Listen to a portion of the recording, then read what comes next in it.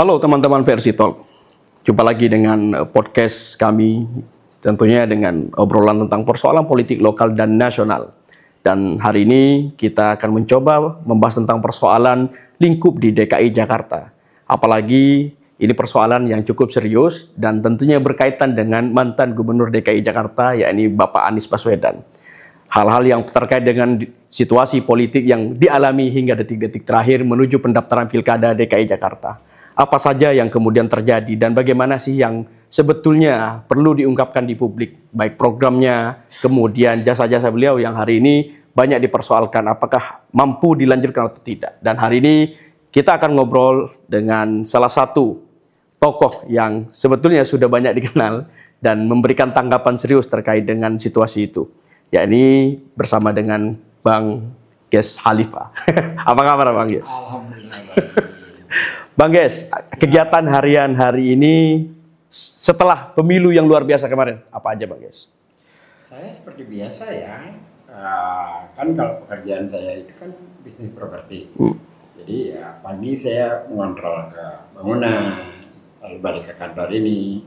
Sore nanti saya ada janji temu lagi dengan teman-teman dari Sepenis di C7 karena kebetulan saya diamanahkan sebagai ketua manajemen Negeri 7 yang Desember ini akan berakhir. Jadi ya biasa aja. Bang Ges, menurut Bang Ges itu sebetulnya nanti Jakarta dalam bayangan Bang Ges setelah Pak Anies tidak memimpin. Ya. Apa bayangan Bang Ges? Yang terjadi hari ini kan sudah. Jadi setelah Pak Anies memimpin, integrasi transportasi publik di Jakarta bukan membaik, malah berkurang. Pelayanan kepada masyarakat yang tadinya sudah mulai membaik, lalu terjadi berbagai perubahan. Itulah yang membuat sebagian, terutama di masyarakat miskin ya, di kampung-kampung umum, yang mereka nelangsa. Jadi mereka datang ke rumah Pak Anies, berbondong-bondong, ramai-ramai, meluapkan emosinya. Pak Anies kami gelap, Pak Anies kami tak punya harapan, Pak Anies macam-macam lah tangisan-tangisan itu. Karena seperti yang kemarin juga diungkapkan oleh warga Kampung Bayam, kebetulan saya juga ada di acara itu pada di ILC, bagaimana kekecewaan mereka menghadapi pilkada yang tadinya mereka berharap Pak Anies akan maju kembali dan keberpihakan kepada mereka itu akan kembali. Ternyata kita tahu semua pada akhirnya Pak Anies tidak menjadi calon, tidak terpilih menjadi calon gubernur. Dan banyak nggak Bang Ges kelompok-kelompok selain di Kampung Bayam Bang Ges, kelompok mana saja yang pada akhirnya terpukul dengan ketidak terpilihan Mas Anies untuk maju akhirnya? Saya tidak bisa mengklaim banyak atau tidaknya. Tapi kalau kan gini, kalau saya katakan banyak jutaan, lalu nanti orang akan itu klaim, itu lebay, itu dramatisasi. Anda bisa cek sendiri suasana hati dari masyarakat di bawah, baik itu di Kampung Bayam, Kampung Akuarium, Kampung Tanah Merah, Penggilingan, di Penjaringan, Tanah Tinggi, Kemayoran, macam-macam, Nabang, baik tidak hanya yang terutama masyarakat bawah ya. Kalangan masyarakat kelas menengah yang nalarnya jalan juga tentu saja merasa ini tidak benar. Baik bukan hanya mereka berharap kebijakan yang kemarin dilanjutkan, tapi mereka juga paham bahwa ini terjadi sesuatu yang tidak benar terhadap pencalonan pilkada kali ini. Yang tidak benar tuh seperti apa Bang Ges, bisa digambarkan? Yang tidak benarnya itu kan begini. Partai itu kan fungsinya mengartikulasi aspirasi masyarakat. Benar. Itu fungsi partai yang terpenting kan. Lalu kita semua tahu aksesibilitas Pak Anies di Jakarta seperti apa. Kan? Bahkan pada saat Pilpres kemarin, kalau mau dihitung suara tanpa suara luar negeri, Pak Anies itu menang hampir 300.000 suara. Tapi dengan adanya suara luar negeri, dia kalah hanya hampir mencapai 30.000 kekalahannya. Itu pun dengan segala macam itu. Kita juga lihat bansos berwarna biru, macam-macam lah. Kan? Artinya suara dia relatif tinggi di Jakarta. Lalu partai-partai itu sudah mencalonkan PKB, Nasdem, PKS, termasuk PDIP di dalamnya. Yang 3 partai yang awal-awal itu balik badan. Dan kita tahu mereka balik badan kenapa. Dan masyarakat juga tahu kenapa mereka balik badan. Karena kan nggak mungkin partai seperti Nasdem itu, terutama ketua umumnya Pak Surya Paloh, tiba-tiba mengatakan, oke, Pak Anies belum waktunya, bukan momennya kali ini. Oke, Bang Ges. Tapi kan ada desakan, Bang Ges sendiri kemarin kayaknya nampaknya mendesak untuk Pak Anies untuk maju jalur independen. Apa alasan yang paling rasional pada saat itu, Bang Ges? Jadi begini, saya meminta Pak Anies maju jalur independen itu karena saya tahu harapan warga kepada dia. Tapi saya mengatakan itu sangat di awal setelah perhitungan Pilpres selesai, seminggu setelah perhitungan Pilpres selesai. Lalu Pak Anies berkata bahwa tidak baik kalau kita melakukan itu karena akan menjadi problem dengan partai-partai pengusung. Dan Anies kan memang pada saat itu belum banyak warga yang datang. Lalu kemudian banyak warga yang datang meminta dia maju kembali. Dan kedatangan warga itu bukan hanya ke rumah Pak Anies, tetapi datang mengelilingi partai-partai pengusung yang sebelumnya telah mengusung Anies. Ke PKS, ke Nasdem, dan ke PKB. Baru setelah warga-warga yang datang itu menyampaikan aspirasinya, lalu PKB melalui DPW-nya deklarasi, melihat keinginan masyarakat itu, baru Anies terpikir untuk bersedia untuk ikut kembali di proses pencalonan Gubernur DKI. Kalau sebelumnya dia masih melihat-lihat. Nah, waktu saya mengatakan itu masih di awal. Padahal buat saya maju atau tidak maju nggak masalah, kita persiapkan aja dulu. Tapi Anies itu integritas moralitasnya itu memang beda ya. Jadi orang boleh katakan apapun tentang dia, tetapi yang saya alami, yang saya lihat secara langsung, memang dia bukan orang seperti yang dikatakan Fahri Hamzah, Kodari, dan lain-lain. Tidak seperti itu. Anies punya standar. Tapi Bang Ges, ada nggak memang alasan yang cukup rasional? Mungkin karena Pak Anies tidak mau untuk masuk sebagai kader partai, sehingga alasan banyak partai tidak mau mencalonkan dia. Apa itu suatu hal yang bersifat rasional untuk seperti itu, Bang Ges? Pada saat Anies dicalonkan menjadi calon presiden, Anies bersedia untuk jadi kader partai. Nasdem pada saat itu, Bang Ges? Kelihatannya begitu. Tapi dari pihak Nasdem ini mengatakan jangan. Oh, jadi Nasdem sendiri? Karena pada saat itu kalau Anda jadi kader partai, maka akan sulit mendapatkan cawapres atau dukungan dari partai lain. Anda biarkan aja di luar agar kita lebih mudah menambah dukungan agar melewati parliamentary threshold itu. Tapi seandainya ada dorongan hari ini, Bang Ges, bahwa Pak Anies harus bentuk partai. Ya. Ini kan agak sedikit sulit, tapi juga sedikit tantangan karena mungkin kapabilitas kapital sosial Pak Anies kan luar biasa kalau tidak jadi partai, Bang Ges. Ya. Tapi Bang Ges sendiri melihat seperti apa? Ya, itu sedang dalam pengkajian ya, karena Pak Anies itu orang yang sangat berhati-hati dalam mengambil sebuah keputusan. Itu sudah terbiasa. Dari segala hal dia perlahan tapi matang. Apalagi sekarang, pada saat dia menjadi gubernur pun, dia pada saat mengambil kebijakan itu prosesnya panjang. Tapi setelah dia mengambil kebijakan itu menjadi matang. Contohnya kebijakan integrasi transportasi publik. Itu puluhan kali rapat, 66 kali atau berapa puluh kali lah gitu kan, rapat dengan para operator transportasi di Jakarta. Agar semua pihak kepentingannya bisa terakomodir gitu kan, jadi nggak mudah gitu. terus baru diambil kebijakan. Nah, dalam konteks pendirian partai ini, antusiasme dari publik tinggi sekali.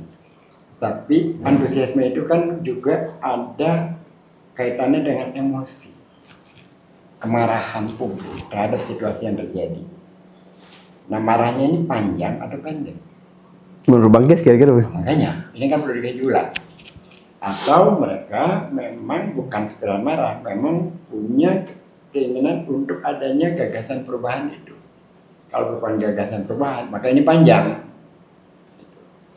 Nah, selain dalam pada itu, infrastrukturnya harus kita pikirkan, masyarakat, resourcesnya harus kita pikirkan. Jadi masih dalam kajian apakah akan membentuk ormas atau membentuk partai. Jadi ya memang harus matang lah, bukan marah kepada partainya, bikin partai lalu nggak laku seperti Gelora. Seperti Gelora Bang Ges. Iya, itu kan karena marah dengan partainya. Terus kemudian bikin partai. Nggak laku kan. Terus sekjennya ngeritik Anies dengan konteks yang nggak proporsional gitu. Tapi banyak loh Bang Ges yang kayak beberapa pengamat bilang bahwa kalau Pak Anies bikin partai kayak Istana Pasir Bang Ges. Loh itu menurut Bang Ges gini sendiri itu rasional nggak sih? Oh, mereka itu mencaci kalau Pak Anies apaan sih bikin partai kira-kira Bang Ges gitu. Ya apapun yang mereka bilang silahkan saja, nggak ada masalah, kayak Istana Pasir lah atau apalah silahkan aja. Tetapi yang kita lihat adalah selama ini Anies dengan kekuatan visinya, kekuatan gagasannya, kan dia tidak pernah menghamba kepada partai-partai untuk dia masuk dalam proses politik. Dia tidak pernah menghamba. Dia diundang. Coba deh lihat ke latar belakang sejarah. Pertama 2013 Konvensi Demokrat. Betul. Pak Anies diundang, yang mengundang Pak Jerwaki untuk ikut konvensi. Ya memang ini dia juga menulis soal itu. Bagaimana partai bila mencalonkan seorang ada konvensi, ada pilihan dari masyarakat itu dilibatkan. Itu kan sesuai dengan gagasannya dia. Yang kemudian itu tidak terjadi hasil akhirnya. Tapi prosesnya itu bagus. Lalu yang kedua, dia jadi menteri, kemudian diresafel. Diresafel tanggal 27 Juli hari Rabu tahun 2016. Dia mau berangkat ke Amerika, memberikan ceramah di New York. Lalu kemudian dia sakit, didatangilah oleh 3 partai, PKB, PAN, dan P3, untuk mencalonkan dia jadi gubernur DKI. Dan dia ditawarkan, bukan meminta. Dan posisinya dia didatangi di rumah sakit, yang kemudian tidak jadi karena berubah mereka setelah datang ke Cikeas. Lalu di menjelang hari terakhir, kan pendaftaran terakhir itu tanggal 23 September hari Jumat, Anies diminta bertemu oleh Sandiaga Uno hari Kamis. Lalu malamnya dia diundang ke Kertanegara. Jam 1 malam atau setengah 2 pagi itu Anies diundangnya itu. Maka diputuskanlah Anies calon gubernur DKI. Artinya bahwa dia memang diundang pada saat itu. Karena mereka juga punya kebutuhan untuk figur yang kira-kira dianggap mampu melawan Ahok. Dan itu juga karena ada calon seperti Anies, karena ada kapasitas seorang Ahok. Kalau bukan Ahok saat itu memimpin Jakarta, pemilihan gubernur DKI saat itu transaksional biasa saja. Siapa yang punya uang, maka dialah yang bisa membeli tiket partai untuk maju dalam proses pencalonan. Kali itu tidak ada proses transaksional, yang dibutuhkan adalah figur-figur yang punya kompetensi, yang punya kapasitas, kan, dan dipercaya publik. Maka Anies maju menjadi calon gubernur DKI. Berproses 5 tahun. Berbeda dengan Jokowi. Jokowi itu dia jadi gubernur tahun 2012. Diusung oleh juga Prabowo. Iya, ceritanya. Jokowi dan Ahok kan. 2 tahun dia jadi gubernur, 2014 dia maju melawan Prabowo. Fakta, 2 tahun dia jadi gubernur, dia maju melawan Prabowo menjadi gubernur DKI. Mari kita sama-sama lihat Anies selama jadi gubernur. 2017 dia menjadi gubernur. 2019 ada Pilpres. Anies diminta oleh Pak Prabowo untuk menjadi cawapresnya. Saya secara pribadi Bang Ges, diminta secara pribadi waktu itu. Videonya di YouTube tinggal Anda cari. Bahkan itu diungkapkan secara langsung oleh Pak Prabowo di Masjid Sunda Kelapa. Saya ada di situ. Banyak orang dan videonya tersebar. Sebenarnya yang saya inginkan adalah Mas Anies, tapi Mas Anies tidak bersedia karena ingin menuntaskan janjinya kepada warga Jakarta selama 5 tahun. Terucap dari Lisannya Pak Prabowo di Masjid Sunda Kelapa. Videonya bisa dicek di YouTube. Anies tidak bersedia. Itu satu. Yang kedua, ada 3 partai. Pada saat itu kan berproses yang kedua kali kan, Prabowo Jokowi. Ada 3 partai lainnya yang merasa jengah dengan situasi yang sama, menginginkan Pak Anies maju sebagai calon presiden, bukan sebagai wakil. Bagaimana cara mereka menemui Pak Anies? Mereka tak bertemu Pak Anies di acara yang di luar urusan politik, acara Abang None Jakarta. Ditemuilah Pak Anies malam itu untuk kesediaan Pak Anies maju. Pak Anies katakan saya tidak bersedia karena saya memang berjanji dengan warga Jakarta 5 tahun. Kalau saya maju, nanti orang yang maju gubernur DKI, warga tidak percaya bahwa mereka berjanji 5 tahun. Jadi komitmen Pak Anies itu yang dia pegang hingga akhir. Itu dia pegang sampai akhir. Lalu Andre Rosiade dan lain-lain mengatakan Pak Anies berkhianat karena berjanji tidak akan melawan Prabowo. Ya dia konteksnya janji itu adalah pada saat dia gubernur dari 2017 sampai 2022 dan itu sudah dilewati tanpa dia maju. Kan begitu. Masa orang berjanji sampai seumur hidup sih? Kalau mau dikatakan quote unquote berkhianat, ya Pak Jokowi yang 2 tahun jadi gubernur maju melawan orang yang diusungnya. Kalau 2024 kemarin Anies sudah menjadi warga negara biasa. Yang sudah tidak terikat lagi. Sudah terikat lagi gitu. Masa masih kedekatan itu terus panjang, kan begitu. Tapi kan mereka ngambil angle-nya kan tidak kepada kesana. Jadi sebetulnya jasa politik itu sudah dibayar oleh. Sudah dibayar selama 5 tahun itu. Anies mendapatkan tiket untuk jadi gubernur, Gerindra mendapatkan figur yang dia menangkan bersama PKS tentunya. Jadi udah selesai seharusnya Bang Ges. Kalau orang yang berpikirnya logis, selesai berpikirnya logis. Tapi kalau politisi kan bukan ingin bersikap benar, ingin terlihat benar. Jadi apapun dia katakan dia poles-poles untuk menunjukkan bahwa dirinya benar. Sebenarnya hanya untuk terlihat benar. Ya kan kita bisa telah fakta dengan fakta kan, bukan opini dengan opini. Lalu ada satu hal lagi. Ketika Pak Anies itu menjelang masa berakhirnya, teman-teman kan sudah ribut untuk dia maju capres di 2024. Padahal dia berakhirnya di 2022. Anies tidak mau bicara tentang pencapresan. Dia hanya ingin maju dan bersedia berbicara tentang pencapresan setelah masa gubernurnya berakhir. Kapan masa gubernur berakhir? Tanggal 16 Oktober.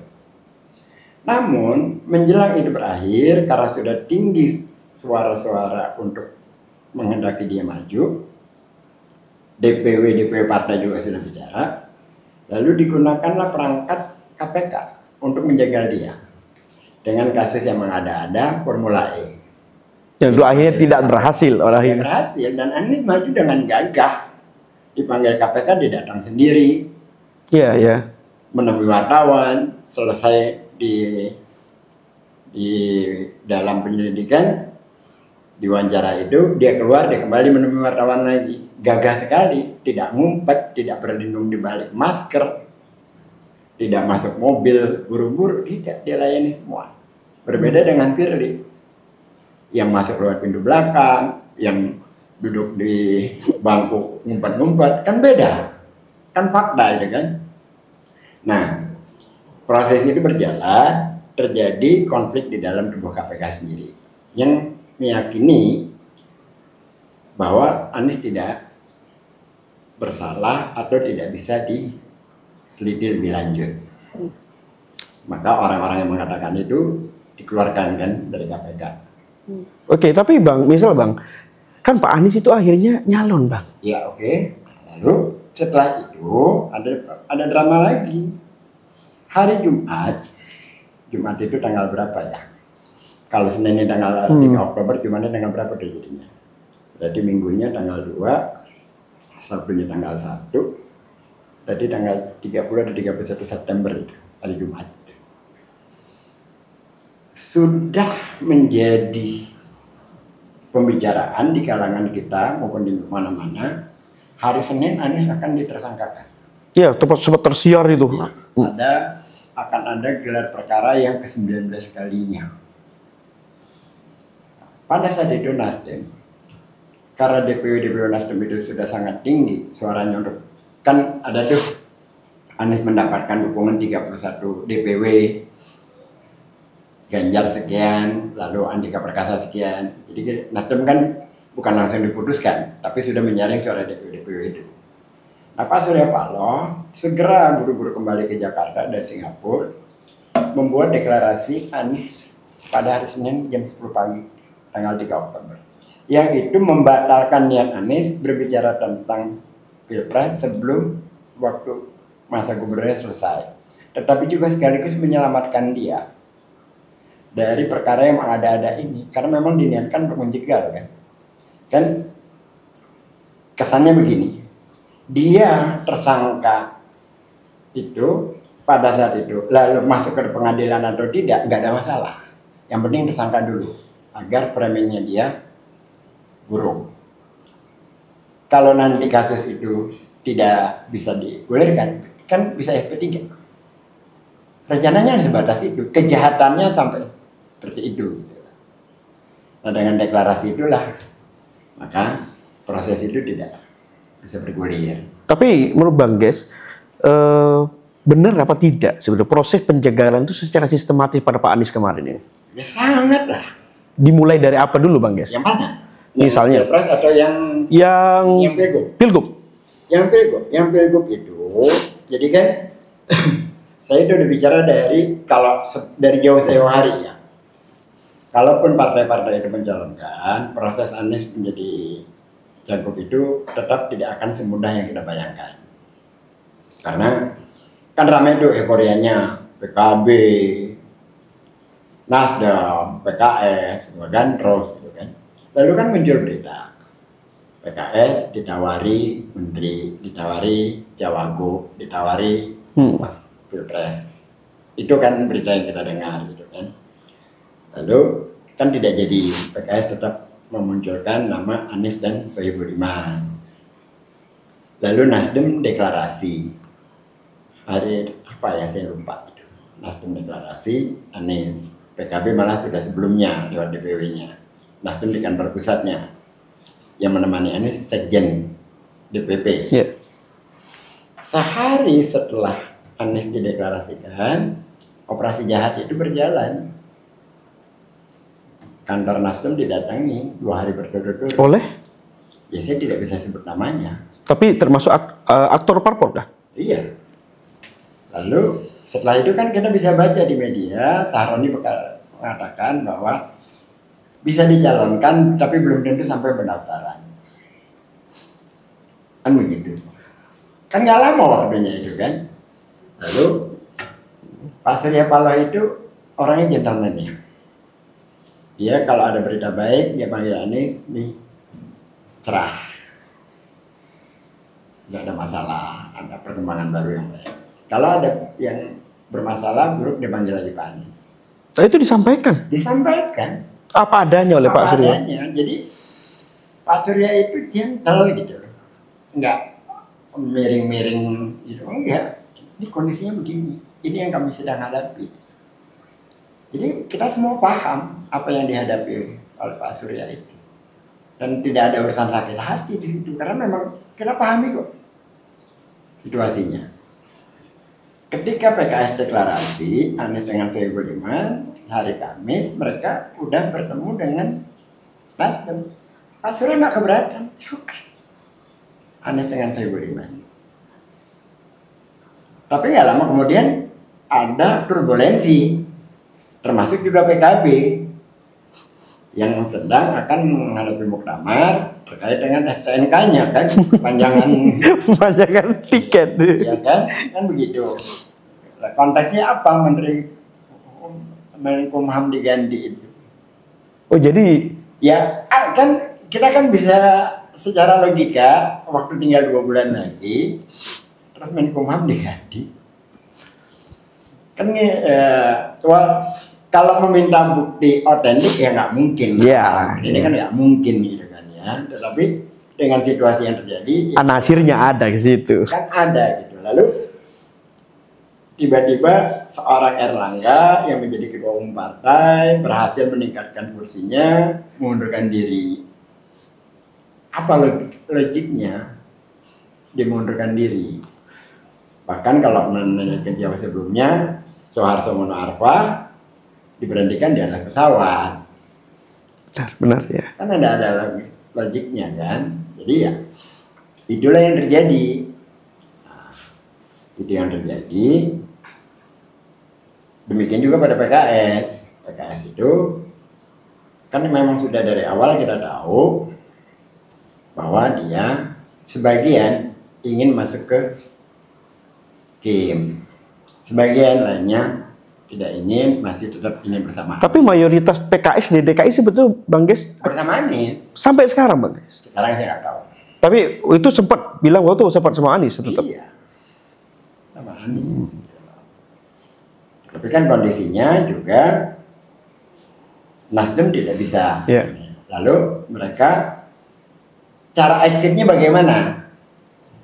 Lalu keluar pernyataan Anies tidak mampu menargetkan 4 kursi, melewati deadline, yaitu tidak ada dalam pembicaraannya dengan Pak Anies deadline.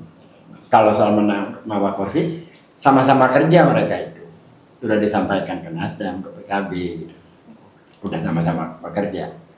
Dari PKS juga sesungguhnya tahu yang terjadi seperti apa. Cuma mereka butuh pintu untuk exit. Pintu exitnya itu salah komunikasi. Pak Anies akhirnya ke Bandung, Bang Ges. Dengar isunya bahwa dia akan mencalonkan diri sebagai gubernur di Bandung, di Jawa Barat. Oke. Sebetulnya, apakah ini tukar guling karena Pak Anies tidak dapat untuk mencalonkan diri di Jakarta, atau memang pendukung Pak Anies di Jawa Barat sangat besar sekali, Bang Ges? Konteksnya beda. Apa? Anies di Jawa Barat dengan Anies di Jakarta itu konteksnya berbeda. Anies di Jawa Barat itu kan yang mencalonkan PDIP kan. Memang ada permintaan khusus pada saat itu? Ada. Jadi setelah 3 partai itu tidak jadi mencalonkan Anies, kan komunikasi dengan PDIP kan sudah berlangsung lama ya. Terutama dengan ketua DPD PDIP Jakarta di Wijaya Amin. Berkomunikasi sering, intens berkomunikasi. Karena bagi PDIP Jakarta, kalau ingin kursinya menambah di 2029, sekarang saatnya harus mencalonkan Anies. Karena dari 2019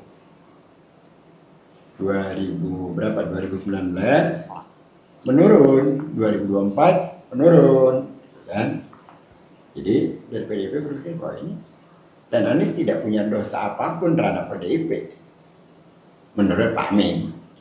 Konteks persaingan Anies dengan Ahok kan sebenarnya nggak ada urusannya dengan Anies soal. Sekarang gini, faktanya ya, ada kondisi pada saat itu penolakan terhadap Ahok, ada fatwa MUI. Ya. Ketuanya Pak Ma'ruf Amin, yang membuat fatwa dia. Betul. Lalu ada organisasi gerakan menjaga fatwa ulama GNPF. Betul, saat itu. Itu menjaga fatwanya Pak Ma'ruf Amin. Pak Ma'ruf Amin kan yang menjadi wakil Presiden Pak Jokowi. Anies di mana? Anies kan kontestasi aja. Lalu muncul gerakan 212. 212 yang marah terhadap ucapannya Ahok. Sebelum 212 terjadi, sebelum ucapan Ahok itu terjadi, dari jauh sebelumnya persoalan politisasi agama kan sudah muncul. Bahkan dimulai dari teman-temannya Ahok. Saya kasih tahu kalimatnya, silogisme yang tidak benar. Lebih baik kafir tapi dia tidak koruptor daripada muslim tapi koruptor. Silogismenya ya. Kan jahat sekali silogismenya itu. Lalu dikumpulkanlah perempuan pakai jilbab, kami muslim, kami mendukung Ahok. Saat itu Anies masih jadi menteri. Itu di 2015 akhir, 2016 awal, udah mulai itu. Hal semacam itu diglorifikasi sedemikian rupa. Siapa yang mereka mau melawan? FPI. Memang mereka berkontestasi dengan FPI kan bukan. Lawannya juga belum ada. Tapi kan terus menerus, sehingga akhirnya kalangan umat yang moderat, yang di tengah melihat ini apa sih? Ya, sempat ada pertanyaan itu, Bang. Kan jadi kesal kan dirinya kan? Karena sebelumnya kita tahun 2004 sudah ada pilkada di Jakarta. Adang Dorjadun lewat dengan Poka. 2000 berapa lagi tuh? Bukan 2004, 2007 kalau nggak salah. 2012. Jokowi, Hidayat Nurwahid, Faisal Basri, macam-macam.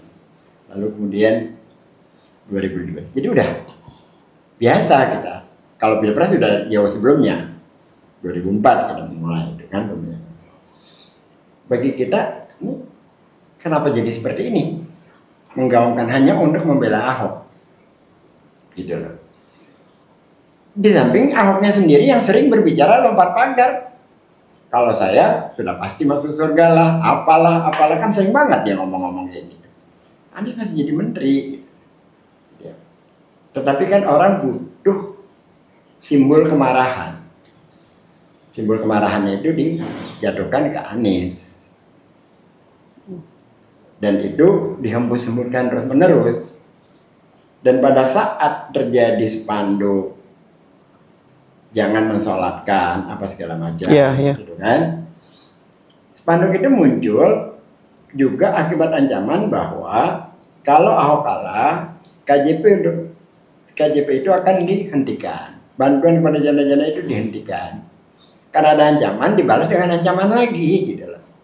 Apa posisi Anies pada saat itu? Membuat surat terbuka kepada semua relawannya, kepada semua pendukungnya untuk menurunkan spanduk-spanduk itu. Jadi Anies sendiri yang minta. Kamu buka di Detikcom ada tanggal 17 April 2016, saya ingat itu. Surat terbukanya Pak Anies. Yang mereka katakan Anies tidak berbuat apa-apa. Dan Anies mengeluarkan surat terbuka, tapi karena keriuhannya sangat ramai di publik, surat itu tidak terblow up, atau sengaja mereka tidak menurunkannya agar simbolnya itu tetap kemarahannya kepada Anies. Tapi faktanya ada, Anies membuat surat terbuka itu, surat himbauan. Kalau ada yang tidak disolatkan, saya akan datang sendiri. Lalu muncullah kasus Nenek Hindun. Yang itu juga kan politisasi aja, tidak sesuai fakta. Ternyata meninggalnya itu sore, menjelang maghrib dan mau hujan. Disolatkan, tidak dimusola, tapi di rumahnya karena waktunya sudah mendesak gitu. Dan ambulan yang digunakan pada saat itu ambulannya Gerindra, imam yang menyolatkan itu relawannya PKS. Karena ada di Tirto disebutkan itu semua. Tapi itulah politik di mana persepsi menjadi jauh lebih. Nah, Anies membantah itu tidak dengan kata-kata, tapi dengan fakta. Apa faktanya di Jakarta selama di gubernur tidak ada diskriminasi. Bahkan gereja-gereja yang selama ini tidak dapat IMB, sekian puluh tahun dapat IMB. Menjelang Natal ada yang tidak, enggak, saya tinggal di Jakarta dari lahir, nggak pernah ada tuh Christmas Carol, pohon Paskah yang besar itu nggak pernah ada. Justru di zaman Pak Anies ada. Di masa Anies ada. Saya lihat di Chinatown juga meriah sekali. Meriah sekali. Gitu. Jadi, nah fakta-fakta itu yang berusaha mereka tidak mau mendengar, bahkan cenderung untuk menghilangkannya dengan kasus-kasus lain. Selalu aja menimbulkan. Jadi capeknya menghadapi mereka itu, mereka bertanya A, misalkan soal, saya jawab ini. Mereka bertanya lagi soal DP 0%. Saya jawab DP 0% itu berhasil menyuplai 30% dari kebutuhan rumah di Jakarta, walaupun tidak sesuai dengan target keseluruhan. Lompat lagi ke Jackpreneur. Saya katakan bahwa janji Anies 5 tahun itu membuat UMKM 200.000. Hasilnya setelah Anies menjadi gubernur itu, menjelang berakhirnya dia mencapai 289.000. Itu datanya semua ada. Lompat lagi ke sumur resapan, nggak akan ada habisnya. Akan selalu seperti itu, karena mereka bukan berpikir dengan objektivitas. Mereka hanya menyalurkan kedengkian, kebencian. Termasuk teman-teman dari PSI, William. Makanya kalau berdebat dengan saya di TV, ini datanya, ini kan gitu. Partai seputaran ibu kota itu kan memang menjadikan Pak Anies itu sebagai cara mereka menaikkan popularitas. Caranya seperti itu, mengungkap kebencian, kedengkian dalam bentuk hal apapun gitu. Tapi ketika kita berbicara langsung, mereka tidak mampu menghadapi fakta-fakta yang kita berikan, data-data. Bang Ges, ada dugaan juga bahwa Pak Anies harus dibonsai di tahun ini agar tidak mekar di 2009. Ya memang, inilah fakta, ini yang terjadi. Jadi kalau waktu menjelang Pilpres, Aniesnya yang dianjang tapi tidak berhasil. Dan ini mereka sudah tahu kalau Anies yang mau diperlakukan kan lebih mudah. Perlakukan aja Anies seperti Erlangga. Dierlanggakan. Mundur sendiri kok akhirnya. Karena kasusnya nggak ada. Dan ini orang integritasnya sangat kuat, kasusnya tidak ada. Maka mereka keliling ke partai-partai itu. Menaruh paku-paku. Iya. Keliling. Sehingga akhirnya partai-partai itu menyerah gitu. Kan kalau nggak ngapain, cukup Aniesnya saja, kan begitu. Oke, Bang Ges, terakhir ini Bang Ges, kehadiran Ridwan Kamil, sosok yang sebetulnya dianggap berhasil lah untuk dijawab beberapa programnya. Dan hari ini dia datang ke Jakarta dan direspon cukup, saya pikir agak resisten ya Bang Jack, terutama dari The Jack lah, yang terutama mempertanyakan itu. Menurut Abang? Ridwan Kamil. Aku tidak tahu, dia dikatakan berhasil, hebat oleh Fahri Hamzah, dipuja-puji sambil menjelekan Anies. Pidatonya Fahri. Saya ingin membandingkan saja, kan dia arsitek. Yes. Lalu banyak membangun taman di Jawa Barat. Taman di Ekopark sini, terkenal sini, itu mendapat penghargaan internasional 2 kali. Taman di mana di Jawa Barat yang mendapat penghargaan internasional? Kalau bicara tentang objektivitas, agar Fahri itu, kalau bicara itu ada datanya. Yang kedua, ketika Ridwan Kamil ramai digadang-gadang akan masuk Jakarta, saya sudah katakan di media TV, kalau Ridwan jadi masuk Jakarta, maka sesungguhnya operasi jahat sudah selesai. Maksudnya apa, Bang, kata hostnya? Artinya Anies tidak akan berlayar. Dan itu tujuan terbesar pada itu. Ya memang. Public call-nya dia kan di Jawa Barat, bukan di Jakarta. Public call-nya Anies di Jakarta. Maka karena ini berat bagi dia, figurnya Anies itu harus nggak ada dulu. Terus pendukung Pak Anies yang setia akan berlabuh kemana, Bang Ges? Saya tidak tahu akan berlabuh kemana semua pendukung. Apakah akan kepada tidak memilih, atau golput, atau memilih satu di antara 3 calon itu, saya tidak tahu. Oke. Pilihannya seperti apa. Tapi kalau Anda katakan yang tadi Jawa Barat tadi, saya lanjutkan. Itu konteksnya kan PDIP meminta untuk Anies di Jawa Barat di tanggal 28 siang setelah Anies gagal di Jakarta. Tapi Anies tidak bersedia karena memperhitungkan faktor tidak ada panggilan dari masyarakat di Jawa Barat. Yang kedua, saya sebelum bertemu Anies, pada saat itu saya ditanya, saya katakan rasanya secara moral Anies tidak akan bersedia. Karena kalau dia bersedia, terkesan bahwa dia memburu jabatan. Ya. Kan kesannya jadi seperti itu. Ya. Lalu faktor yang selain soal itu, seperti yang ditanyakan di awal, kenapa dia tidak mau maju independen? Kan independen itu kan waktunya terbatas. Pendaftarannya bulan Mei. Di saat partai masih mengglorifikasikan dia untuk maju. Bagi saya, yang penting kumpulkan aja KTP dulu. Nanti partai setuju atau tidak, akan mendukung atau tidak lain soal, tetapi kita sudah punya toh mendukung. Hanya sini kembali lagi ke soal moralitasnya itu, dia tahan kita jangan gitu loh. Jadi dia tidak ingin terkesan bahwa berburu jabatan apa segala macam, kalau pilpres langsung, kan nggak begitu. Dan fakta juga bahwa kalau dikatakan dia berselancar, buktinya ya dia memang diundang terus-menerus karena ya memang dia disukai dengan gagasan-gagasannya. Bahwa Fahri Hamzah kesal, dia sudah capek, dia mungkin merasa lebih pintar dari Anies, lebih hebat, tapi tidak ada panggilan untuk jadi gubernur, tidak dicalonkan menjadi capres, dan secara ini kenapa Anies yang tidak mengusung, yang berkeringat di partai selalu muncul terus, yaitu soal dihasut aja.